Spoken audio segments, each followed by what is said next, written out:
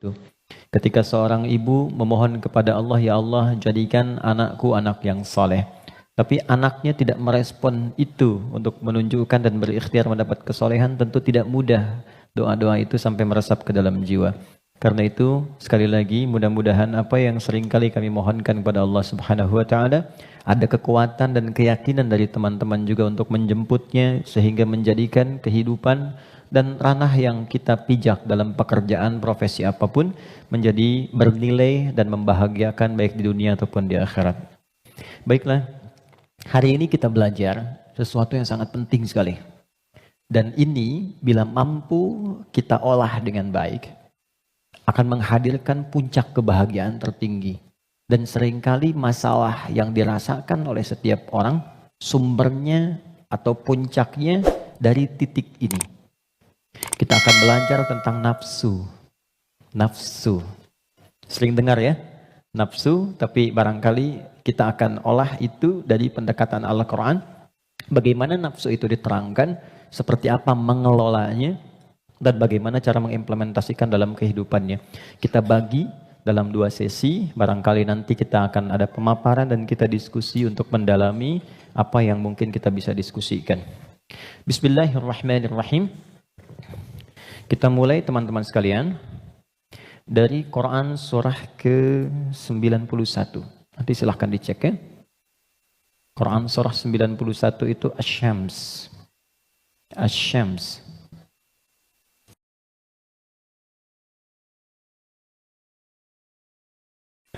Ayat 7 sampai 10. Oke, pelan-pelan.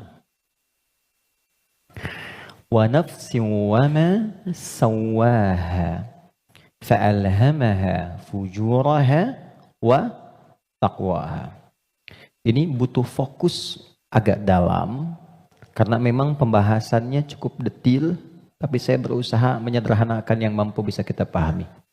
Wa nafsin wa ma sawwaha, dan demi nafas. Nafas diterjemahkan dengan jiwa. Wa ma sawwaha, yang telah dengan keagunganku aku sempurnakan penciptaan dan fungsinya. Fa'alhamaha fujuraha wa taqwaha. Maka demi menyempurnakan fungsi nafas ini, ditanamkanlah 2 potensi. Dan ini akan mengendalikan semua perilaku kita dari ujung kepala sampai ujung kaki. Kuncinya ada di sini. Apakah pandangan ini akan baik atau mengarah kepada yang kurang elok? Perintahnya ada di sini. Baik, demikian seterusnya. Fa'alhamaha fujuraha, ini fujur, wa taqwaha, ini taqwa. Qad aflaha man zakkaha. Setiap orang yang mampu menjadikan kendali hidupnya bersumber dari potensi takwanya, maka seluruh perilaku hidupnya dari ujung kepala sampai ujung kaki akan mengantarkan ia pada kesuksesan dan kebahagiaan dari semua aspek kegiatan yang ia lakukan dalam hidup. Ini jaminan dari Allah. Jadi apapun yang Anda lakukan, Anda kerjakan, pekerjaan apapun yang sekarang sedang diikhtiarkan, itu akan cenderung terdorong mendekat kepada kebahagiaan dan kesuksesan jika patokan dalam mengendalikan itu semua bermuara dari sini. Wa qad khaba man dassaha, tapi bila yang digunakan sebagai acuannya adalah yang fujur, maka ini akan cenderung mengantarkan pada nestapa kehidupan. Tingkat yang paling rendah, khaba itu tingkat yang paling rendah. Mendapatkan celaan, hinaan, cacian, macam-macam, bahkan sebelum berpulang. Ya, yang tidak paling menyenangkan itu hidupnya dicela, wafat dicaci, pulang ke akhirat disiksa. Dan itu yang tidak paling mengenakan dalam kehidupan. Nah, sekarang dari satu surah ini, dari ayat 7 sampai 10, kita ingin dalami lebih kuat. Dan pendalaman ini menuntut kita untuk lebih fokus karena ini kaitan dengan diri kita sendiri. Apa itu nafas? Itu dulu. Nafas itu apa? Jiwa itu apa? Tempatnya di mana? Seperti apa yang kita rasakan pengaruhnya dalam hidup. Kita pindah dulu ke Quran surah 15 Al-Hijr ayat 28 sampai dengan ayat 30. Quran surah 15 ayat 28 sampai 30. Pelan-pelan. Wa idh qala rabbuka lil malaikati inni khaliqum basyara. Dan ingat, kalau ada idh itu maknanya 3. Ingat, pahami, renungkan. Jadi kalau kita membaca Quran dibuka dengan idh, diingatkan kita oleh Allah, ingat ya. Pahami apa yang akan kau baca ini, lalu renungkan itu pada dirimu yang paling dalam. Wa idh qala rabbuka lil malaikati, pahami, ingat, renungkan. Ketika Allah berfirman pada malaikat, inni khaliqun basyara, aku akan mencipta makhluk baru yang bukan malaikat, yang bukan jin. Jadi sebelum Allah mencipta kita manusia disebut dengan basyar di sini, maka sudah ada malaikat dan jin terlebih dahulu. Urutannya malaikat dulu diciptakan dari cahaya, nur. Lalu jin diciptakan dari api, nar. Ya, baru kemudian kita manusia, basyar. Karena itu ayat manusia 28, ayat tentang jinnya 27-nya. Jadi kalau Anda lihat ayat 27 di Quran surah 15, wal janna khalaqnahu ya min qablu min naris samum. Sebelum manusia ada jin dulu urutannya diciptakan. Nanti jin ini sebagiannya ada yang tinggal nanti dengan malaikat di alam langit, tapi di alam tersendiri dari 7 lapis itu tidak sampai ke bagian atas. Nanti ada yang tinggal berkehidupan di dunia, yang kelak fungsinya akan digantikan oleh manusia menjadi khalifah di bumi. Nah, yang tinggal di alam langit ini, itu yang dulu disebut dengan Azazil namanya. Jin yang sangat taat, rajin ibadah, sampai diagungkan itu Azza. Oleh malaikat disebut nih hebat nih, ibadahnya banyak, maka disebut dengan Azazil. Cuma nanti kisahnya ketika manusia diciptakan dan akan menempati posisi sebagai khalifah di bumi, jin yang terlihat taat ibadah ini ternyata memiliki kecemburuan yang tinggi sampai membangkang perintah Allah. Maka membangkang perintah disebut dengan fasik. Perbuatannya fasak. Maka berubahlah ia dari jin menjadi makhluk fasik. Ya, tertutup kebaikannya dengan keburukannya. Yang menutup keburukan dengan kebaikan, ada yang buruk yang tak ingin terlihat ditutup dengan yang baik, itu namanya libas, dari kata labasa. Tapi kalau yang baik sudah bagus, ibadah, jujur baik, ditutup dengan keburukan karena sombong misalnya, maka itu namanya dari kata balasa, makhluk yang tertutupnya disebut iblis. Maka dari situ dia menjadi iblis. Di situ ada di Quran surah ke-18 ayat ke-50. Quran surah 18 ayat 50. Wa idh qulna lil malaikati isjudu li adama fasajadu illa iblis kana minal jinni fa fasaqa an amri rabbih. Jadi iblis ini asalnya dari kalangan jin yang tadinya taat tapi tertutup oleh kesombongannya untuk memenuhi perintah Allah, dia tolak karena sombong. Ada di mana? Al-Baqarah ayat 34 dengan kalimat yang sama tapi inti yang beda.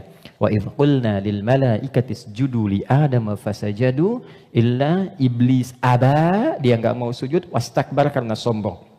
Ya. Nah, Allah memurkai jin ini menjadi iblis bukan karena enggak sujudnya pada Adam, tapi enggak patuhnya sama Allah.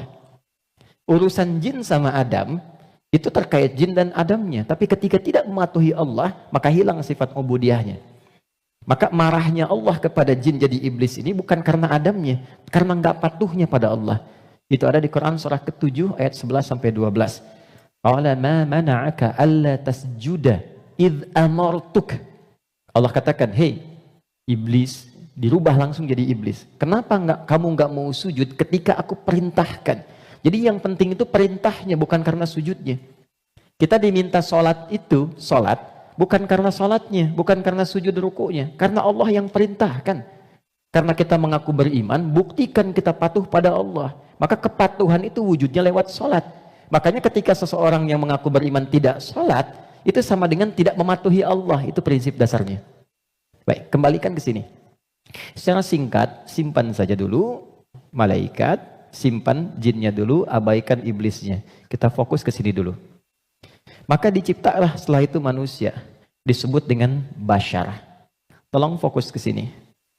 Bashar adalah satu dari 5 nama manusia yang disebutkan dalam Al-Quran. Kadang dia disebut dengan ins, dipasangkan dengan jin, dan pasangan ini tersebut 18 kali dalam Al-Quran. Ya ma'syaral jinni wal ins. Wa ma khalaqtul jinna wal ins. Kadang dia disebut dengan insan. 65 kali disebut dalam Al-Quran. Bahkan ada surah ke-78, surah Al-Insan. Hal ata 'alal insan. Kadang disebut dengan Bani Adam. 7 kali disebut dalam Al-Quran. Ya Bani Adam. Untuk menunjukkan keturunan. Kadang disebut dengan Nas. An-Nas. 241 kali disebutkan dalam Al-Quran. Dan ada surah ke-114. Surah bagi semua umat Islam paling favorit di muka bumi. Qul a'udzu birabbin nas. 5 nama. Uniknya, setiap nama dalam Al-Quran menunjukkan fungsi tersendiri bagi kegiatan manusia. Contoh, kalau ingin menunjukkan kelembutan dan karakter keramahan pada manusia dan penampakannya, maka yang disebutkan kata ins. Lalu disebut lawannya jin. Jin disebut jin karena tersembunyi, nggak nampak. Lawannya ins nampak. Karena itu, jin fitrahnya nggak nampak, nggak bisa ada yang lihat jin. Ingat ini ya, kalau ada yang mengatakan saya bisa melihat jin, hanya jin yang mampu melihat jin, maka orang itu sedang kemasukan jin. Ingat itu, ya. Maka sifat jin itu nggak bisa dilihat oleh manusia, tersembunyi. Makanya kalau ada jin melakukan penampakan, itu jin sedang punya masalah. Ya. Karena keluar dari fitrah. Apalagi manusia-manusia yang sedang cari-cari penampakan jin. Hati-hati ya. Oke. Sebaliknya, jin tersembunyi, manusia nampak. Fitrahnya tampak. Ketemu nampak, salaman, senyum. Jadi kalau ada manusia yang suka sembunyi-sembunyi, suami pulang ke rumah sembunyi-sembunyi. Ada pintu depan, dia naik lewat jendela. Dia buka WA, istri, ambil handphone suami, sembunyi-sembunyi. Cek dan sebagainya. Ini menunjukkan bahwa suami itu sedang bukan menjadi jin, sedang ada masalah. Gampangnya begitu. Biasanya papasan enak, sekarang cari jalan lain. Itu pasti sedang punya masalah. Itu fitrah. Ya. Yang kedua, jin kasar. Karena itu disebut jin. Manusia lembut. Karena itu, tampilan karakternya selalu lahir sifat kasar. Gak ada orang misalnya, maaf, kemasukan jin jadi lembut. Gak ada. Mas Dude izin pengen ikut kajian, sedang kemasukan jin, itu mustahil. Biasanya dia meracau. Nah manusia itu karakternya lembut. Makanya saking lembutnya Allah tanamkan kecintaan kepada anak yang baru dilahirkan. Anak siapapun itu. Orang pasti senang. Pengen gendong, pengen cium dan sebagainya. Pertanyaannya, kenapa kok tiba-tiba kata-katanya bisa menjadi kasar? Perilakunya kok jadi keras? Padahal ketika lahir, dia dalam keadaan baik. Maka nanti babnya tersendiri. Ada bab tentang lingkungan, bab tentang orang tua, perhatian dari saudara-saudarinya. Kullu bauludin yuladu 'alal fitrah fa'abawahu. Lingkungan, bisa orang tua, bisa teman, bisa sekolah dan sebagainya. Oke. Insan tidak disebutkan kecuali menunjuk pada manusia yang terkait dengan totalitas aktivitasnya dari bangun tidur sampai tidur lagi. Jadi, kalau Anda menginginkan belajar tentang manusia dari sudut pandang akhlak, pelajari kata ins. Kalau Anda ingin belajar tentang manusia yang menata kurikulum hidupnya, apa yang harus dilakukan saat bangun, bagaimana menata hidup dengan panduan-panduannya, Anda mau jadi apapun silahkan. Nanti di Quran ada panduannya. Dari bangun tidur sampai tidur lagi, keluarkan semua kata insan dalam Al-Quran. 3. Kalau kita ingin melihat genealogi kita dan perjalanan sejarah kehidupan bapak moyang kita dari Nabi Adam, sampai ke Rasulullah SAW yang jadi petunjuk untuk kita, maka temukan di kalimat Bani Adam. Jika Anda ingin belajar tentang bagaimana membangun hubungan yang baik secara sosial, dengan teman, dengan lingkungan, dengan tetangga dan sebagainya, maka keluarkan semua kata nas dalam Al-Quran. Tapi kalau Anda ingin belajar tentang menata nafsu yang ada dalam jiwa setiap manusia, maka keluarkan kata bashar dalam Al-Quran. Disebutkan sebanyak 35 kali dalam bentuk tunggal dan sekali dalam bentuk dual. Nah, ketika Allah menyampaikan pertama kali penciptaan manusia, yang disebutkan kalimatnya bashar. Wa idh qala rabbuka lil malaikati inni khaliqum bashara. Bukan ins, bukan insan, bukan bani Adam, bukan annas, bashar. Apa tahapan penciptaannya? Ini intinya. Wa idh qala rabbuka lil malaikati inni khaliqum basharan min salsalin min hama'in masnun fa idza sawaituhu. Satu, membentuk manusia, mencipta manusia ada dua tahapan kata Allah. Pertama fisiknya dulu. Maaf, ini secara teori dulu ya. Baik. Fisiknya dulu. Jadi yang dibentuk berproses, fisik nanti berlangsung selama 4 bulan dalam kandungan. Alhamdulillah. Oke. Ini detailnya ditemukan. Misal di Quran surah ke-22 Al-Hajj di ayat yang kelima, atau di Quran surah ke-23 Al-Mu'minun dari ayat ke misalnya 11 sampai dengan 15. Hadisnya di Al-Arba'in An-Nawawiyah nomor hadis yang keempat. Contoh, saya cepat bacakan. Inna ahadakum yujma'u fi batni ummihi arba'ina yawman nutfah. Setiap anak cucu Adam sebelum terlahir dari rahim ibundanya akan mengalami proses selama 40 hari pertama pertemuan spermatozoa dengan ovum, proses. Thumma yakunu mithla dzalika 'alaqah. 40 hari yang kedua membentuk zigot yang mulai menempel di dinding rahim, mulai berproses. Thumma yakunu mithla dzalika mudghah. 40 hari ketiga berbentuk mulai ada daging keratan, mudghah. Sekarang di kurikulum kedokteran di fase modul awal, namanya modul tumbang, tumbuh kembang, itu sama, diksinya sama, menggunakan kata mudghah. Pernah ada anak dari UIN kedokteran datang ke saya, Ustaz saya minta belajar. Saya bilang, Anda dari mana? Kedokteran. Berikan dulu semua modul Anda ke saya untuk saya pelajari dan saya belajar dari Anda, baru kemudian Anda boleh belajar dari saya. Maka saya temukan di antara modulnya ada kata mudghah di dalamnya. Baik, itu usia 4 bulan, 40 hari ketiga. 40 kali 3, 120 hari, 4 bulan. Thumma yursalu ilaihil malak fayanfukhu fihi ruh. Ini poinnya. Di usia 4 bulan ini, barulah diperintahkan oleh Allah ditiupkan roh. Karena itu kalau ada yang tengah mengandung, usia 4 bulan, itu rohnya sudah masuk. Ya? Dan di situ nanti ada tuntunan. Bagaimana mendidik anak sejak dalam masa kandungan. Kami pernah share ini di hari Quran dan dipraktekkan. Alhamdulillah begitu anaknya mulai bicara yang keluar Quran. Dan setelah itu dicek kemudian oleh ustadz yang mengecek ternyata telah hafal Quran 30 juz. Dalam baru bicaranya itu. Lalu diurutkan 3 tahun usia hafalan, 3 tahun usianya hafal Quran 30 juz. Di antara amalannya Quran surah ke-7 ayat 189. Falamma taghasyaha hamalat hamlan khafifa famarrat bi, sampai ke ujung ayatnya, da'amallaha rabbahuma la in ataitana salihah lanakunanna minasyakirin. Jadi kalau ada yang sedang mengandung, di antara sunnah membacakan untuk anak itu suami istri. Bukan hanya istri saja, suami saja. Suami istri berdoa, itu doanya ada di Quran surah 7 ayat 189. Satu ayat ini saja. Ya, secara singkat. Saya agak cepat, roh ditiupkan. Nah, roh ini sumber kehidupan. Saya mau tanya begini, maaf ya, ini saya sederhanakan sekali. Kalau roh sumbernya dari mana? Halo? Roh sumbernya dari mana? Allah, oke? Baik, sumbernya dari Allah. Tahu dari mana? Quran surah ke-17 ayat 85. Wa yas'alunaka 'anir ruh qulir ruhu min amri Rabbi. Karena roh sumber kehidupan langsung yang ditiupkan pada fisik. Jadi generator kehidupannya di sini. Kalau nggak ada roh, nggak akan bergerak ini. Makanya orang meninggal, dicabut rohnya, sudah nggak bisa bergerak lagi. Nah, sumber roh itu sumber kehidupan dari Allah. Baik, sekarang saya tanya, kalau Allah maha baik tidak? Ada aibnya tidak? Ada cacatnya tidak? Lihat, kumpulan semua kebaikan, jika dikumpulkan, jujur, sabar, misalnya kan, kalau kita kumpulkan sifat-sifat baik itu, semuanya itu akumulasinya disebut dengan takwa namanya. Karena Allah itu maha baik, gak ada cacatnya, maka semua yang bersumber dari Allah pasti semuanya baik.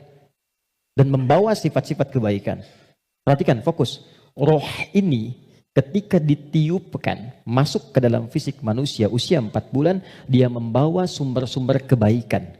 Karena datangnya langsung dari Allah, diperintahkan masuk, maka membawa akumulasi kebaikan. Maka selain roh ini masuk ke dalam fisik, dia juga membawa potensi-potensi kebaikan yang disebut dengan takwa. Ini fa'alhamaha fujuraha takwa. Pelan-pelan. Kalau fisik ini langsung dari Allah atau ada proses dulu? Terbayang nggak maksudnya? Kalau roh itu kan langsung kan? Allah firmankan, masuk kan? Kalau fisik langsung tercipta ada proses dulu? Proses. Tadi kan sampai 4 bulan demikian. Sebelumnya ada proses dan sebagainya. Proses kan? Karena proses didahului dengan ikhtiar, maka tidak sama sifatnya dengan takwa. Dia membawa sifat bawaan disebut dengan fujur. Sekarang perhatikan, saya ilustrasikan. Bismillah. Ini ada gelas. Oke, kosong ya.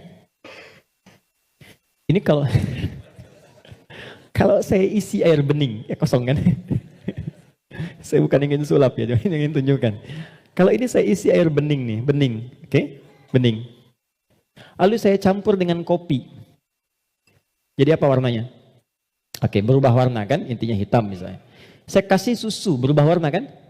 Baik ya? Maka perhatikan baik-baik. Kalau kita ilustrasikan, ini ada tempat, dimasukkan kemudian air bening. Gambarkan yang bening itu takwa ini. Jelas? Takwa itu tadi sifat yang melekat kepada apa? Roh. Masih ingat? Kemudian dia bercampur dengan ini, sifat bawaan dari fisik. Kenapa saya sebut tidak langsung dari Allah, tapi melalui proses ikhtiar yang Allah tetapkan? Karena maaf sekali. Kenapa namanya disebut fujur? Karena ini berkumpul segala macam bentuk di sini. Apakah teman-teman mencari semua yang halal, yang dimasak oleh istri, masuk kemudian ke dalam mulut dan perutnya, dan terkonsumsi oleh janinnya? Apakah dipastikan semua halal? Kalau dia menjadi halal, akan jadi baik. Kalau dia menjadi syubhat, ya akan menjadi bercampur. Kalau dia dari yang haram, akan menjadi kotor. Karena itu yang bersumber di fisik disebut dengan fujur, yang ini pasti baik. Tadi saya katakan, kalau campurannya susu, bening, bagus, nyaman. Tapi kalau campurannya kotor, lumpur dan sebagainya, maka jadi bermasalah. Maka jangan pernah membawa sesuatu yang haram, dibawa ke rumah, apalagi dikonsumsi anggota keluarga. Karena itu pasti akan merusak dan berpengaruh kepada karakter. Karena masuknya ke sini. Itu pasti itu, pasti. Pernah ada riset begini, ini saya langsung lakukan. Saya baru pulang dari Tripoli, mengajar di satu tempat di Bekasi. Kemudian tiba-tiba ada anak yang tidak biasa. Ini menarik ini. Anaknya unik sekali. Tapi ibunya solehah. Rajin, bapaknya solehah. Bapaknya soleh, ibunya solehah. Jadi rajin ke majelis ilmu dan anaknya unik. Nah, qadarullah alhamdulillah bertahan dengan kami itu sampai selesai belajar. Ibunya tiba-tiba datang. Alhamdulillah Ustaz katanya. Anak saya bisa bertahan. Memang kenapa Bu? Tidak pernah dia bisa bertahan di satu tempat. Baik di pengajian apalagi di sekolah.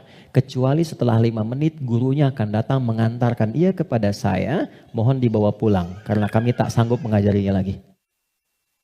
Nah tanpa saya tanya ibunya cerita. Ustadz izin konsultasi. Sebetulnya ini saya adopsi. Karena dulu kami mencoba menyelamatkan. Saya bekerja sama dengan kawan saya yang public figure juga perempuan.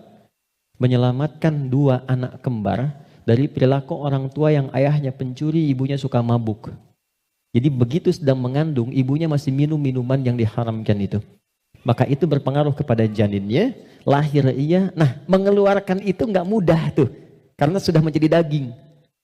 Maka harus disupport lagi dengan yang halal. Ditanamkan lagi yang baik-baik supaya keluar itu. Nanti ada tahap yang ringan, tahap yang menengah, tahap yang paling susah. Tapi itu semua ada caranya untuk mengembalikan. Yang ingin saya gambarkan adalah, hati-hati kita ilmiah sekali hari ini.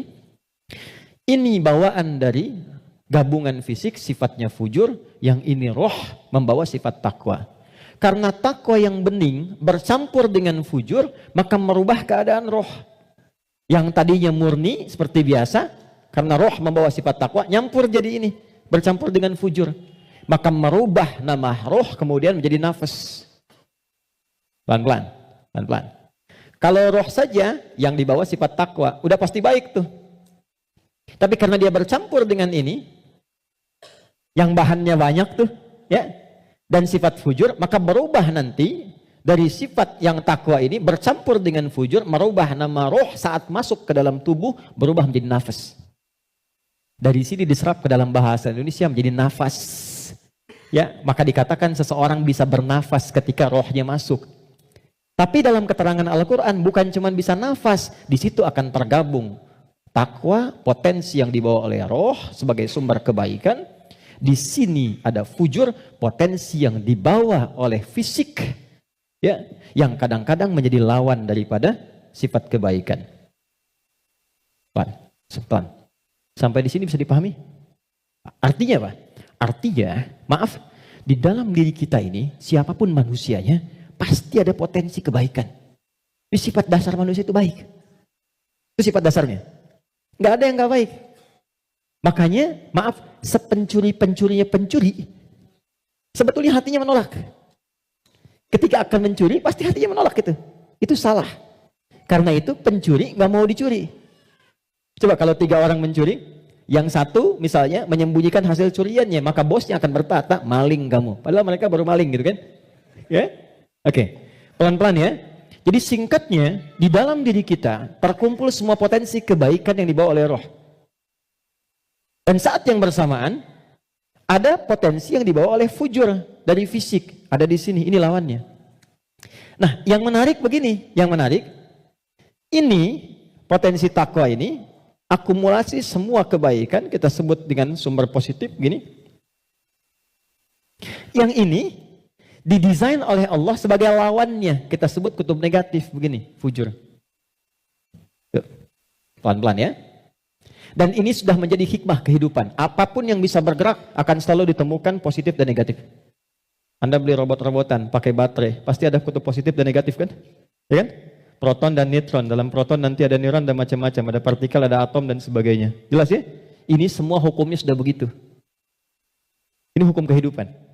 Tapi kaitan dengan diri kita, ini yang harus kita sadari.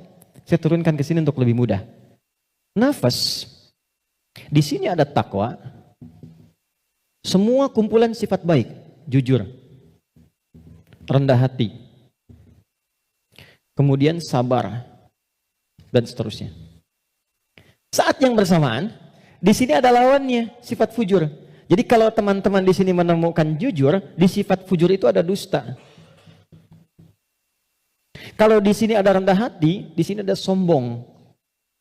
Kalau di sini ada sabar, di sini ada sifat amarah yang berlebihan, pemarah.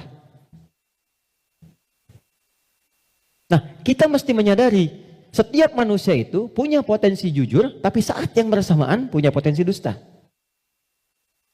Dia punya potensi rendah hati, tapi saat yang bersamaan dia bisa sombong. Nah, yang paling menarik adalah bagaimana kita bisa mengendalikan ini sehingga yang keluarnya selalu yang baik. Dan yang ini bisa kita tutup, bisa kita tekan sehingga tidak muncul ke permukaan.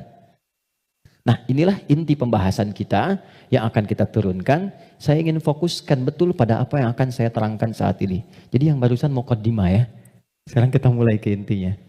Saya ingin berikan penjelasan dari akarnya dulu supaya kita paham tentang diri kita. Jelas sampai di sini? Halo? Jelas ya? Oke. Yuk kita lihat.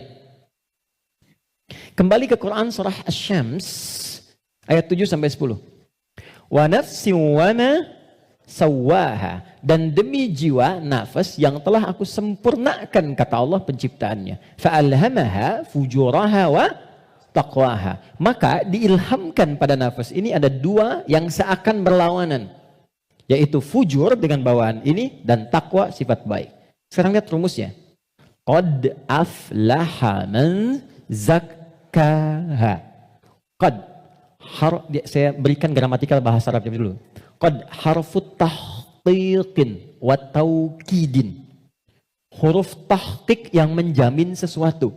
Taukid yang menegaskan satu hukum. Cara menerjemahkannya, qad aflaha, aku jamin, kata Allah. Dan aku tegaskan.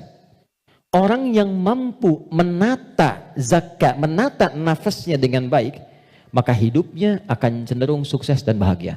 Apapun pekerjaannya. Baik.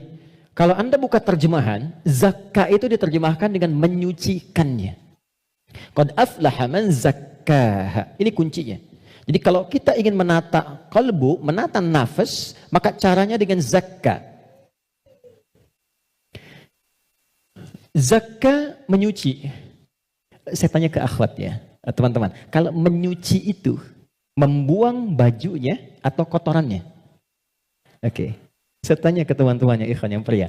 Sekali lagi saya pastikan. Menyuci itu membuang bendanya atau menghilangkan kotorannya? Kotorannya. Baik. Sekarang saya tanya pada semuanya.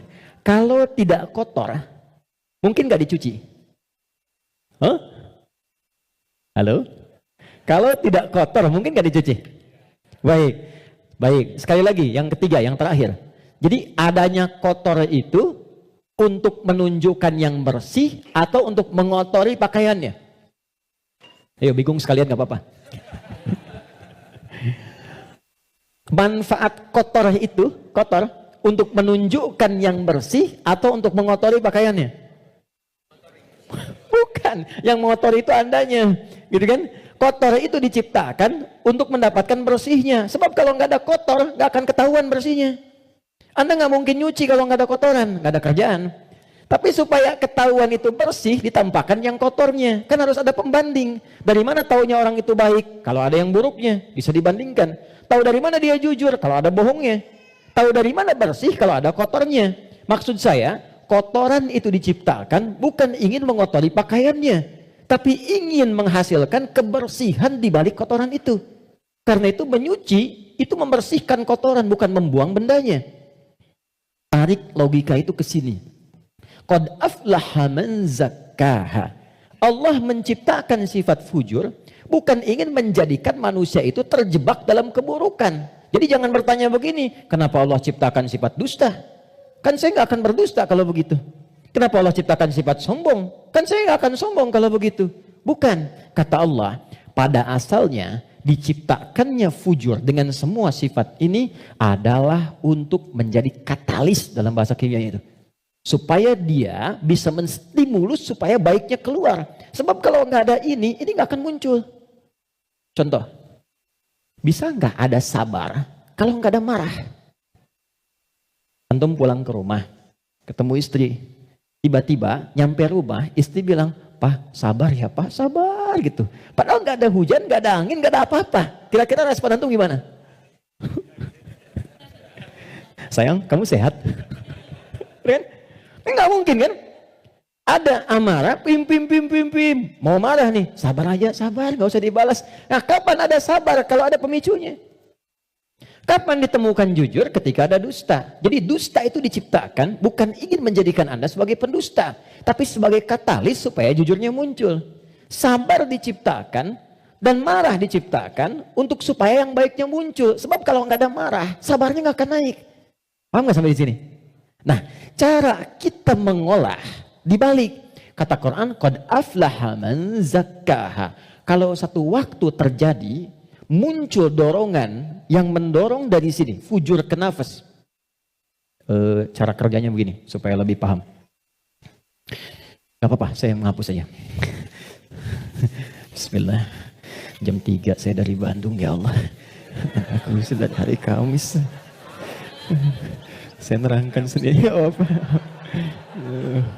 Kehormatan bagi saya Presiden Musyawarah. Enggak usah ini aja, supaya nggak ada beban.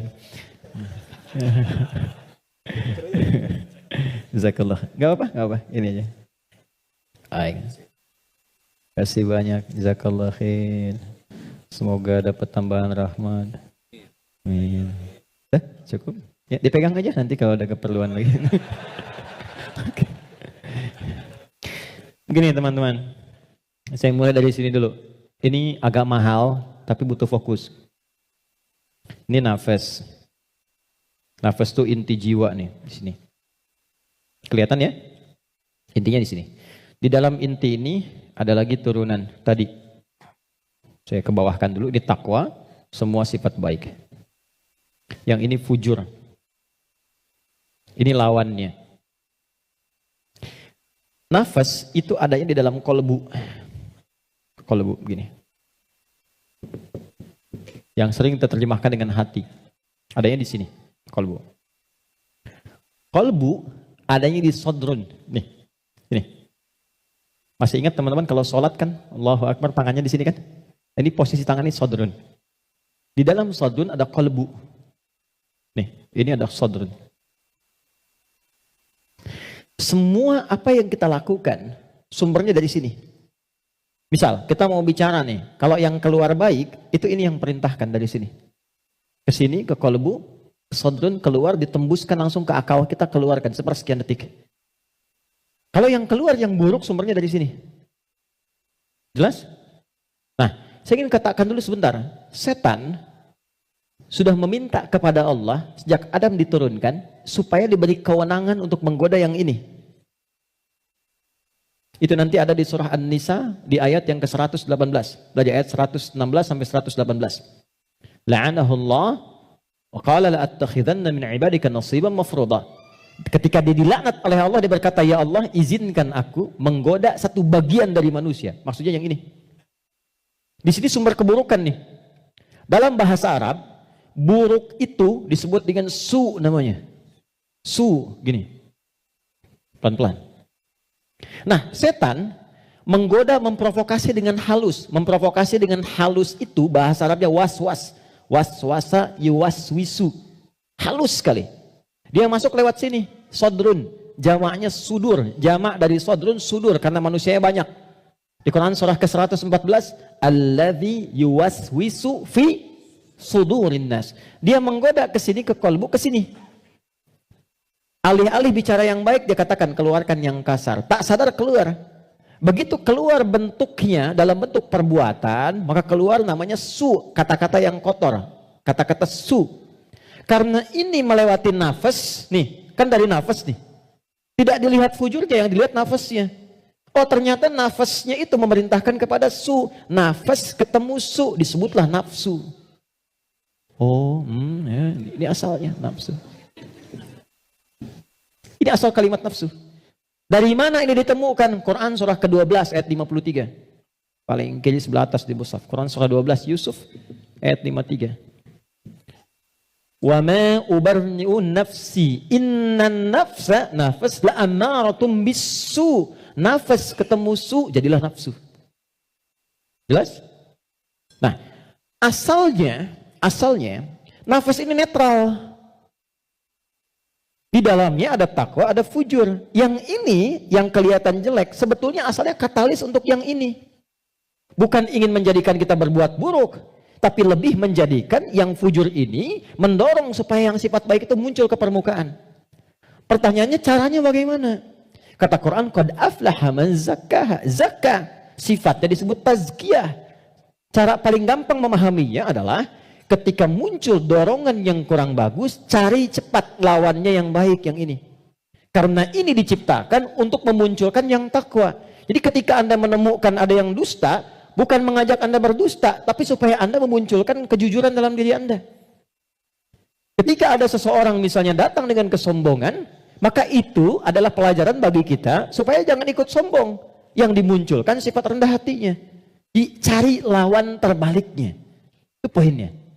Prakteknya bagaimana? Contoh. Apa lawan cemberut? Lawan cemberut apa? Senyum. Jadi kalau istri cemberut, harusnya antum senyum.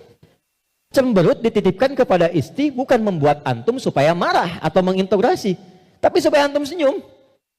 Antum pulang ke rumah, lihat istri sedang cemberut. Oh, cemberut, lawannya apa? Senyum. Sayang, kok cemberut? Kayaknya kenal. Sling, ada hadiah iPhone 14 Pro Max misalnya. Contoh. Dalam hidup itu simpel sebetulnya, cari lawannya. Sedih lawannya apa?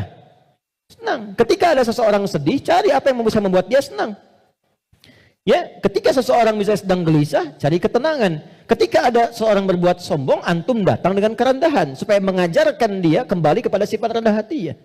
Kalau semua orang bisa melakukan semua ini, walaupun tidak mudah mengerjakannya, maka kata Allah hidupnya akan cenderung bahagia. Itu asalnya. Tapi problemnya adalah di sini ada setan yang memberikan was-was supaya ini muncul dominan. Apa yang bisa mencegah dan menghambat setan supaya tidak menjadikan manusia dominan dengan sifat fujurnya dibanding takwanya? Sebelum sampai ke sana, saya ingin jeda dulu. Saya ingin simpulkan dulu konsep dasarnya. Jika kita ingin menata nafas dengan baik, sehingga tidak didominasi oleh nafsu sifat-sifat yang kurang bagus, maka setiap mendapati kekurangan-kekurangan atau hal yang kurang positif dari siapapun lawan kehidupan kita, maka cepat munculkan lawan baiknya. Kadang-kadang yang diuji bukan kita, yang diuji orang lain, tapi yang disasar hikmahnya kita. Itu namanya fitnah. Jadi fitnah itu tidak harus selalu tuduhan. Bisa jadi ujian. Misal, inna min azwajikum wa auladikum, bahkan amwalikum fitnah. Kata Allah, anak-anak itu jadi fitnah. Maksudnya apa? Kadang-kadang di anak-anak ada aktivitas-aktivitas yang mungkin tidak ideal, yang orang sebut dengan nakal. Ya?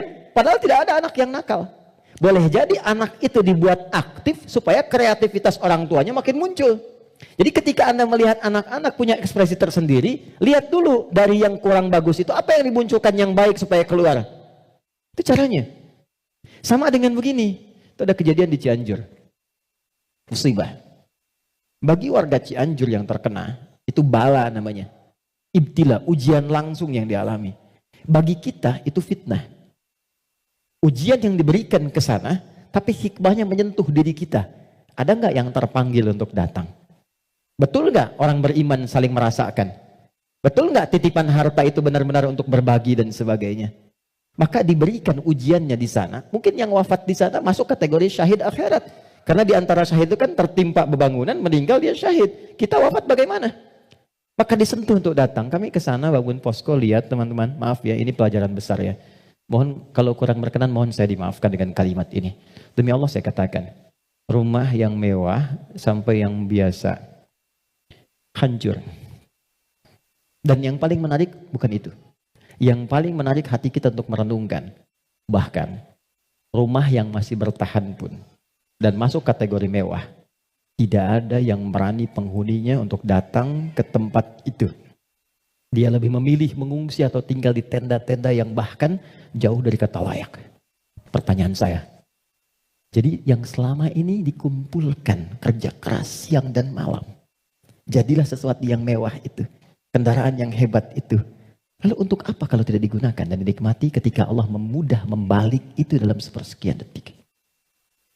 Maka saya ingin katakan pada teman-teman, jangan sampai terjadi dalam satu masa, dalam satu waktu, sudah kerja, lelah, capek dan sebagainya, tapi karena hubungan yang jauh dari Allah, atau karena sebab tertentu, justru berbalik nikmat itu menjadi sesuatu yang bahkan tidak bisa dinikmati secara langsung.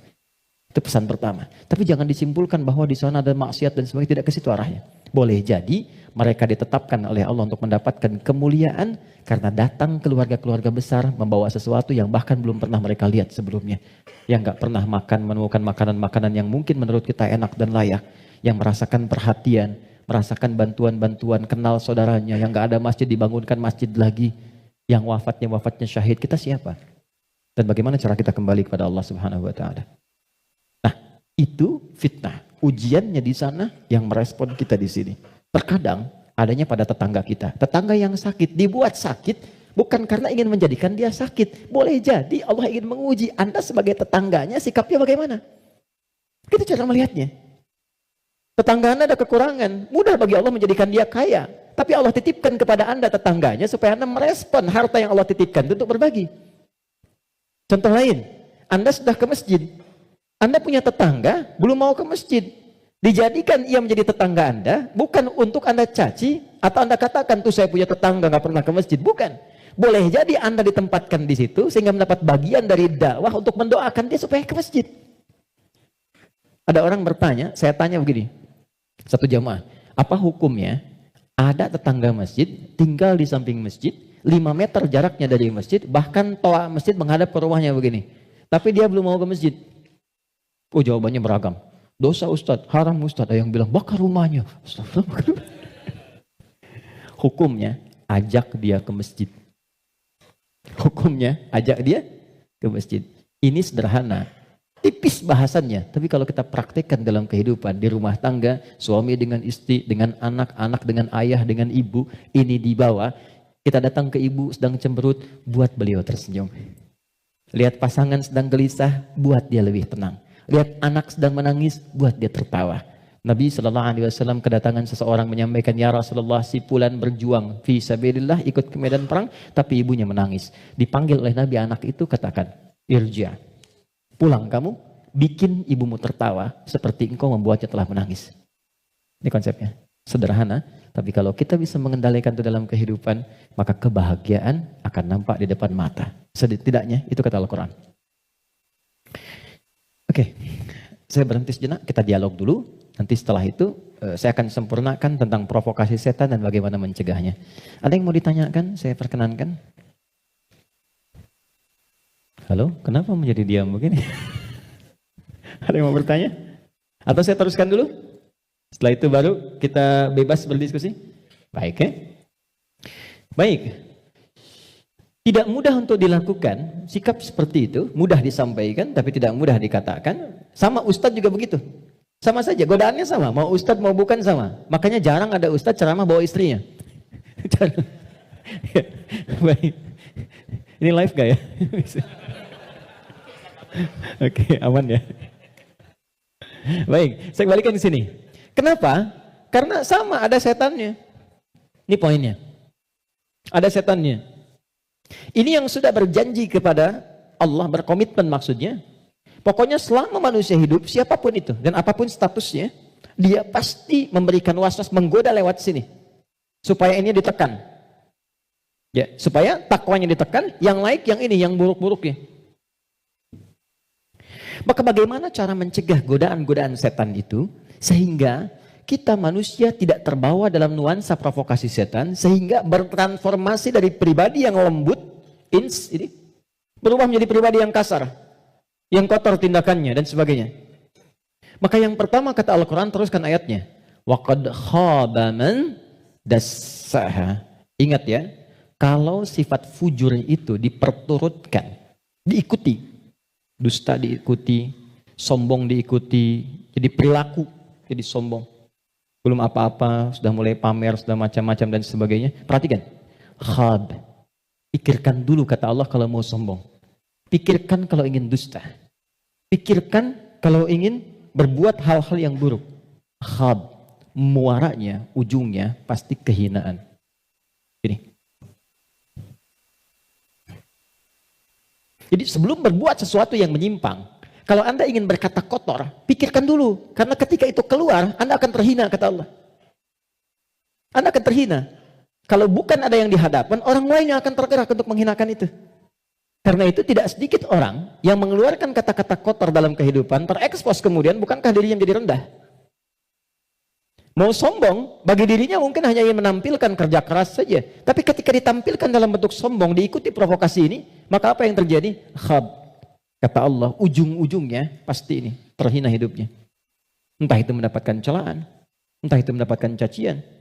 Jadi semua bentuk keburukan yang dialami oleh manusia itu kembali kepada perilakunya. Dan pada akhirnya adalah mengikuti bisikan-bisikan yang disampaikan oleh setan. Jadi yang pertama kali, kalau terfikir sesuatu yang buruk, langsung kata Allah pikirkan. Maaf ya, hei jangan kerjakan. Kalau tidak, kamu akan terhina di ujung.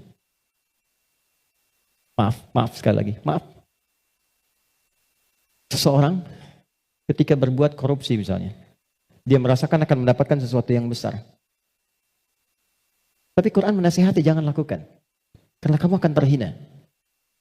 Betapa itu terbukti ketika dia diketahui. Entah itu KPK, kejaksaan atau polisi, menangkap dan seterusnya. Perhatikan, apa hukuman yang didapatkan dalam kehidupan sosialnya? Cacian, makian, celaan. Dan yang paling dahsyat, bukan hanya orang yang melakukan, sampai anaknya dapat bagiannya. Padahal tidak pernah mengerjakannya. Keluarganya mendapatkan bagiannya, padahal tidak pernah melakukannya. Karena itu, masuk kepada yang kedua. Nahnu narzuqukum wa iyyahum, atau nahnu narzuquhum wa iyyakum. Ada dua ayat. Kaidah-kaidah perilaku dan rizki ada yang terwariskan. Yang kedua kata Allah, kalau kamu merasa bisa menanggung kehinaan pada dirimu, pikirkan keluargamu. Contoh, Anda mengatakan, saya belum menikah Ustaz, tapi Anda kan punya ayah, punya ibu. Jadi kalau Anda berbuat sesuatu yang buruk, orang tua Anda akan kena. Anda berbuat maksiat, terjebak dengan perbuatan buruk, menggunakan benda-benda yang haram misalnya, atau mencuri atau macam-macam, waliyadzubillah. Dilakukan itu, diketahui, diekspos di publik, bukan punya Anda, bukan hanya Anda, ibu Anda akan kena, ayah Anda akan kena. Karena itu kata Quran, sebelum Anda berbuat yang kurang baik sebagai anak, pikirkan dulu orang tua. Jadi kalau merasa sebagai anak saya akan menanggung itu nggak apa-apa, pikirkan orang tua Anda. Apa tega ibu yang telah mengandung, melahirkan, merawat, mendidik, ayah yang penuh dengan peluh, merawat Anda, menyayangi Anda, menemani Anda saat tidur, tiba-tiba hanya mendapati keburukan yang dari Anda kerjakan. Mendapati limpahan keburukan dari hasil kreasi anaknya. Satu. Tapi kalau Anda orang tua, maka ingat anak dan keluarga. Saya sedih ya dapat beberapa informasi yang kadang-kadang dari instansi pemerintahan juga konsultasi. Salah satunya yaitu kok masih ada yang nekat berbuat seperti ini. Anda bisa bayangkan seorang bapak korupsi, anaknya dibully di sekolah sampai dia putus sekolah. Salah apa anaknya? Ibunya berbuat maksiat, ketahuan. Keluarganya yang kena. Suaminya yang hancur karirnya. Karena yang istrinya berbuat yang tidak bagus, berselingkuh, bergaul dengan pasangan yang lainnya, suaminya yang kena, suami yang kemudian diputus pekerjaannya, anak-anak yang kena bulinya. Jadi masuk yang kedua, ketika ada seseorang yang berpikir mengikuti provokasi setan, kata Allah, pikirkan keluargamu, pikirkan anakmu. Yang ketiga, yang terakhir, pikirkan kematian, wafat. Jadi kalau sedang terdorong oleh nafsu yang diarahkan oleh setan untuk berbuat yang buruk, misal, maaf, ingin mencela orang, hanya sekedar bikin status. Coba bayangkan saat berbuat seperti itu, Anda diwafatkan oleh Allah Subhanahu wa Ta'ala. Apakah mau wafat dalam keadaan sedang berbuat maksiat? Sementara selama ini Anda sholat, Anda puasa, Anda zakat dan sebagainya. Tiba kemudian berbuat maksiat dan wafat dalam keadaan demikian. Itu puncak terakhirnya yang paling cepat bisa mengendalikan nafsu kita supaya tercegah dari perbuatan yang buruk. Selebihnya di situ doa-doa untuk menguatkan itu semua. Ada ayat kursi, ada tiga surah paling favorit semuka bumi terakhir, Al-Ikhlas, Al-Falaq, An-Nas. Ada istighfar dan lain sebagainya. Nah itu jalan-jalan yang bisa kita lakukan.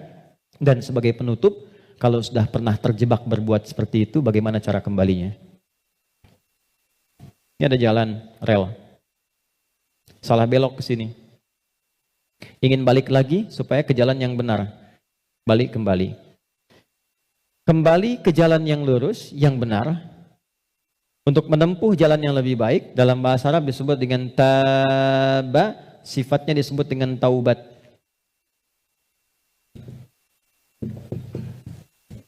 Maka muncullah ayat taubat. Quran surah ke-4 ayat 17. Quran surah ke-4 ayat 17. Saya berhenti dan berakhir di sini. Ada? Innamat taubatu 'ala Allahi lilladzina ya'maluna as-su'a bijahalatin thumma yatubuna min qarib. Masih ingat teman-teman, kalau perbuatan dari nafsu jadi wujud perbuatan, maka disebut apa namanya? Perbuatannya disebut apa? Masih ingat gak? Oh, kalau lupa suka nggak ingat tuh. Masih ingat kan? Kan? Oke. Sekarang di ayat itu, innamat taubatu 'ala Allahi lilladzina ya'maluna as-su'. Kata Allah, kalau ada yang pernah terjebak berbuat buruk dalam hidup, kata-katanya keluar kotor, tindakannya nggak bagus, hartanya didapatkan dari jalan yang tidak baik misalnya, terus dia ingin merubah itu, dia merasa saya diprovokasi oleh setan, terjebak oleh nafsu, pengen berubah, pengen menghilangkan itu semua, maka apa yang harus dilakukan? Tsumma yatubuna min qarib. Ini yang indah nih, bab ini yang paling penting, mohon fokus baik-baik. Ini yang paling penting dan ini yang paling dahsyat yang bisa kita dapati saat ini. Tsumma yatubuna min qarib. Ini kalimatnya. Enggak perlu dihapus dulu, biarkan dulu saja. Nih, teman-teman gini. Kemudian saat dia sadar itu salah, dia bergegas ingin segera memperbaiki. Kalimat ini menjadi mahal karena ada informasi di dalamnya dan ini rahasia. Mohon dijadikan antara kita saja di hari ini ya. Perhatikan kalimatnya. Ternyata, maaf, seburuk-buruknya perbuatan yang pernah dikerjakan oleh manusia, rahmat Allah menjadikan setiap manusia itu selalu mendapat kesempatan cahaya untuk kembali. Karena itu, seburuk apapun perbuatan yang pernah dilakukan, pasti akan ada kilatan di hati kita yang mengingatkan, apa masih mau begini terus? Bisa nggak saya berubah? Pernah nggak merasakan itu? Ya, bisa nggak saya tahajud malam? Bisa nggak saya sholat? Sampai kapan saya mau begini? Nah itu yang mahal. Kadang-kadang datangnya lewat renungan, kadang-kadang datangnya lewat pandangan. Misal Anda pulang dari pekerjaan, kok tiba-tiba Anda lewat ke depan masjid yang banyak orang sedang menunaikan sholat. Tiba-tiba Anda lewat ke pesantren yang anak-anak kecil sudah bawa mushaf, pengen menghafal. Sedang melihat kan? Pertanyaan saya, kok bisa Anda lewat situ padahal bisa melalui jalan yang lain? Itu kalau bukan sayang Allah gak mungkin diberikan demikian. Kadang-kadang lewat pendengaran. Kadang-kadang pendengaran dan penglihatan. Pendengaran misal, ta'lim di masjid, Masjid Raya Pondok Indah atau misalnya MRBJ di sini. Suara keluar, Anda lewat situ. Begitu Anda lewat terdengar kalimat bertobatlah kepada Allah sebelum kita semua wafat. Padahal kalimat itu ditujukan pada jamaah yang di dalam, tapi suaranya keluar, Anda yang dengar. Kok bisa Anda dengar itu gitu? Kadang-kadang pendengaran dan penglihatan. Anda pengen lihat YouTube, ngecek yang lain, tapi yang keluar pengajian. Yang paling dahsyat jawaban dari pertanyaan Anda selama ini. Nah itu yang dimaksudkan. Kalau Anda mengalami momentum seperti itu, kata Quran cepat ambil. Karena Allah sedang memberikan kasihnya secara langsung tanpa campur tangan siapapun. Biasanya, kalau dalam kondisi seperti itu disambut oleh seorang hamba, maka muncullah rahmat Allah pada saat itu yang akan langsung merubah hamba itu menjadi kekasih Allah Subhanahu wa taala. Makanya tidak sedikit orang menjadi kekasih Allah. Kekasih itu maksudnya sangat dekat dengan Allah sampai doa pun baru minta udah dijawab. Siapa di antara mereka aulia Allah itu? Rata-rata ada di antara mereka yang tadinya pelaku maksiat. Terus merasakan nikmatnya taubat, meningkat ibadahnya, dan sekatnya seakan-akan menjadi jauh, terpisah, lepas dari dirinya, nyambung ke Allah begitu cepatnya, doanya cepat terjawab, zikirnya terasa dengan nikmat. Itulah aulia Allah. Nah, jadi yang ingin saya katakan adalah, kalau satu kali berbuat salah, terfikir, kemudian ada kilatan di hati kita, di pikiran kita, atau mendengar atau melihat sesuatu, mengarahkan kita untuk bertobat, cepat ambil itu. Cepat ambil. Itu yang dimaksud Quran surah ke-29 di ayat yang terakhir. Walladzina jahadu fina lanahdiyannahum subulana. Setelah itu, sesali perbuatan yang pernah dikerjakan, minta ampun pada Allah. Kalau terkait dengan manusia, minta maaf. Datangi. Dan jangan merasa sungkan. Jangan merasa sungkan. Kenapa berani berbuat salah tapi tidak berani meminta maaf? Datangi, minta maaf. Apapun yang ia lakukan, kata-kata dan sebagainya, tidak akan pernah mengambil hak Anda. Tidak akan mengambil kesempatan Anda, waktu Anda, tapi membebaskan semua sekat yang ada dalam jiwa kita. Tapi kalau orang lain yang salah, maafkan dulu. Memaafkan orang itu akan menghilangkan sekat dalam diri kita, sehingga tidak pernah memikirkan dia lagi. Tapi tidak menyelesaikan persoalan dia dengan Allah. Jadi tetap dia dihisab oleh Allah sebelum dia minta maaf pada kita. Tidak ada ruginya. Paham ya? Karena itu, kalau ada kilatan di pikiran kita, mengajak untuk bertobat, cepat respon, sesali perbuatan itu, berjanji tidak mengulangi dan mengganti dengan perbuatan baik. Apa tandanya taubatnya diterima? Tandanya semua perbuatan yang jelek yang pernah keluar dari lisan, dari mata, dari telinga sampai ujung kakinya, misal, maka berganti menjadi perbuatan baik. Itu tandanya hamba itu diterima taubatnya oleh Allah Subhanahu wa taala. Saya tutup dengan hadis Nabi sallallahu alaihi wasallam.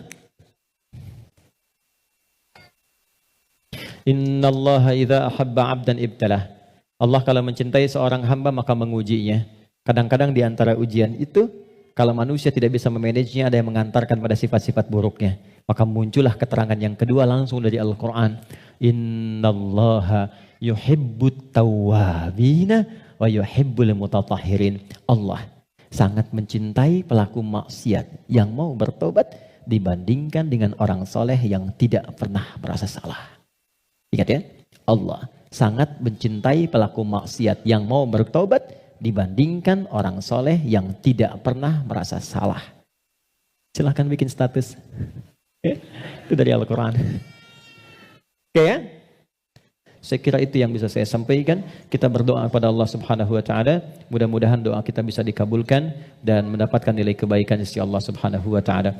Allahumma taqabbal minna innaka antas samiul alim wa tub alaina innaka antat tawwabur rahim.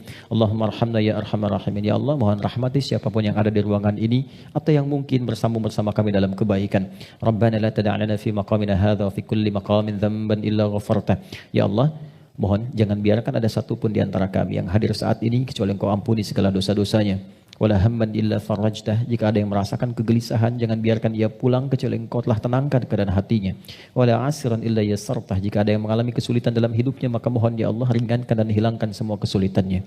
Rabbana atina fid dunya hasanah wa fil akhirati hasanah wa qina adzabannar. Wa sallallahu ala sayyidina Muhammad wa ala alihi wa sahbihi ajma'in wa akhiru da'wana alhamdulillahi rabbil alamin.